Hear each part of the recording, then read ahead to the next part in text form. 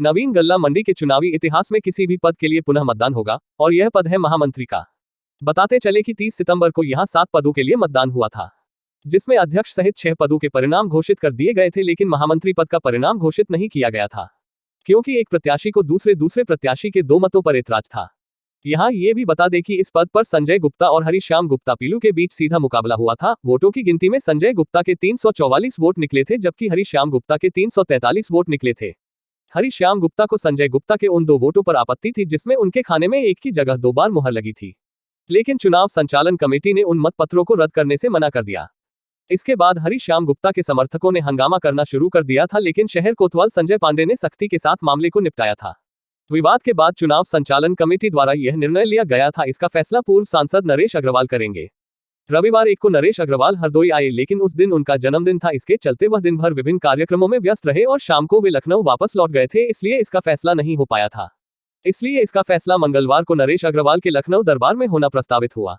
लखनऊ में नरेश अग्रवाल के निवास पर सुबह 11 बजे से पहले ही नवनिर्वाचित अध्यक्ष श्यामा कुमार गुप्ता सहित चुनाव संचालन कमेटी के सदस्य व दोनों प्रत्याशी संजय गुप्ता और हरिश्याम गुप्ता पहुंच गए, लेकिन यहां भी काफी हंगामा होता रहा। दोनों प्रत्याशियों को 3 विकल्प दिए गए, जिसमें पहले था कि लॉटरी निकाली जाए, इसमें जो जीतेगा वह महामंत्री होगा, लेकिन ये दोनों प्रत्याशी को नहीं समझ आया और किसी ने भी इसे नहीं स्वीकारा। दूसरा विकल्प था कि 2 पद महामंत्री के सृजित कर दिए जाए, लेकिन इसमें भी पेंच फंसा कि इसमें कौन बड़ा और कौन छोटा होगा। इसके बाद तीसरा विकल्प ये रखा गया कि दोनों 1-1 साल के लिए महामंत्री पद की जिम्मेदारी संभाले, लेकिन तीनों ही विकल्प दोनों प्रत्याशियों को रास नहीं आए। इसके बाद नरेश अग्रवाल ने वो 2 विवादित मतपत्रों को देखने की बात कही, जिसके बाद सील बंद वोट वहां निकाले गए। दोनों मतपत्र देखने के बाद एक मतपत्र अमान्य करार दिया, जिसके बाद दोनों ही प्रत्याशियों के 343 वोट हो गए और अंत में निर्णय ये लिया गया इसका फिर मतदान कराया जाए।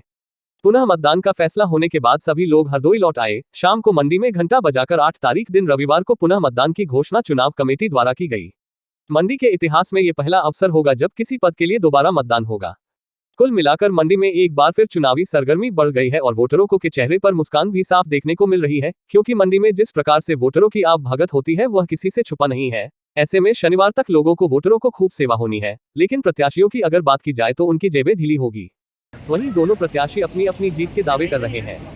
दोबारा चुनाव कराने की तो वजह है कि दोनों प्रत्याशियों के वोट बराबर निकले, आपस में कोई समझौता नहीं हो पाया, लॉटरी फाटरी को कोई मानने के लिए तैयार नहीं हुआ।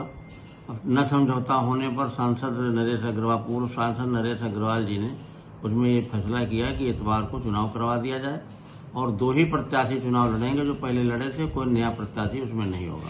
इसलिए चुनाव समिति द्वारा ही फैसला लिया गया है कि वो इतवार को चुनाव करा दिया जाएगा, जिसका डिक्लेरेशन अभी शाम को घंटा बजा करके चुनाव उसमें मंडी समिति में सुना दिया गया।